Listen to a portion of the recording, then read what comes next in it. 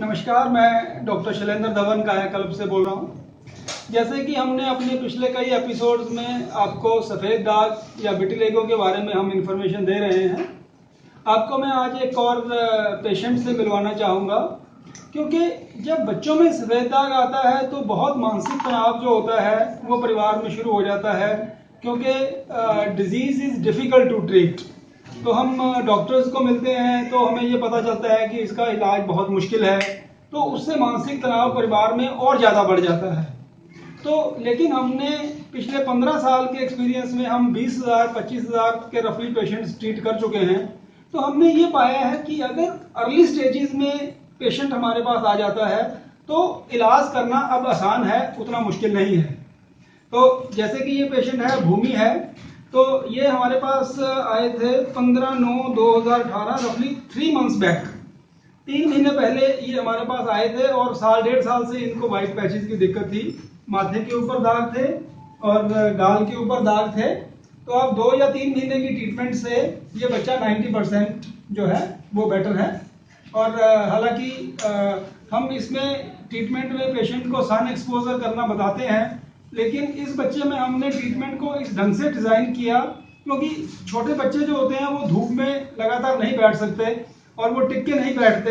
इस वजह से हमें ट्रीटमेंट को ही इस ढंग से डिज़ाइन करना पड़ता है कि बहुत कम धूप से भी रिकवरी जो है वो पेशेंट को मिल सके। तो हम इनसे पूछते हैं कि कब से इनको दिक्कत थी और कैसा रहा इनका ट्रीटमेंट।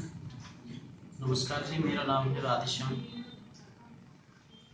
मैं 1 सवा साल हो गया मुझे कम से कम इसको वाइट पेचेस से परेशान हो गए।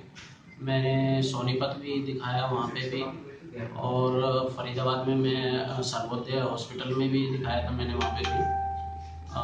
सोनीपत से मैंने 6-7 महीने दवाई कंटिन्यू रखी, बट मुझे कोई आराम नहीं दिखाई दिया। मुझे फिर यहाँ पे कायाकल्प के यहाँ पे मुझे किसी के द्वारा इन्फॉर्मेशन मिली कि वहाँ पे एक बार आप चेक कराइए। तो मैं 3 महीने पहले इनसे जुड़ा हूँ। यहाँ पे 3 महीने पहले मैं आया था, वहाँ यहाँ पे ये काफ़ी ज़्यादा वाइट था। यहाँ पे ये सारा वाइट था, बहुत गंदा लगता था ये यहाँ पे। और एक सबसे मेन प्रॉब्लम ये जो डॉक्टर साहब ने आपको बताई है कि बच्चा है और मेडिसिन अच्छे से नहीं कवर हो पाती है। जैसे धूप में बैठना हो गया, लगाने के बाद दवाई लगाने के बाद ये बच्चा छुटा देता है, उसको पूछ देता है। लेकिन फिर भी 3 महीने के एक्सपीरियंस से मैं ये कह सकता हूँ कि 80-90% मुझे काफ़ी सेटिस्फेक्शन है इन दवाइयों से, कायाकल्प से।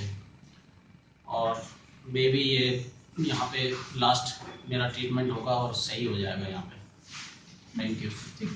तो जैसे कि आपने देखा कि बच्चों में अगर हम एक्सटर्नल एप्लीकेशंस की डोजेस को इस ढंग से एडजस्ट करें कि जिसमें कि हम मौसम भी देखें कि क्या गर्मियों का मौसम है, कि सर्दियों का मौसम है, कि बरसात का मौसम है, इन सभी मौसम में अलग अलग मेडिकेशन का प्रयोग करना चाहिए। क्योंकि बरसातों में अल्ट्रावायलेट लाइट बहुत कम होती है, गर्मियों में अल्ट्रावायलेट बहुत तेज होती है। और अगर हम सेम मेडिसिन को इन सभी महीनों में कंटिन्यू करते हैं तो रिजल्ट्स कभी भी नहीं आ सकते। तो हमेशा ड्रग्स को मॉडिफाई करना, मौसम के हिसाब से डोजेस को बनाना, वही कामयाबी का राज है।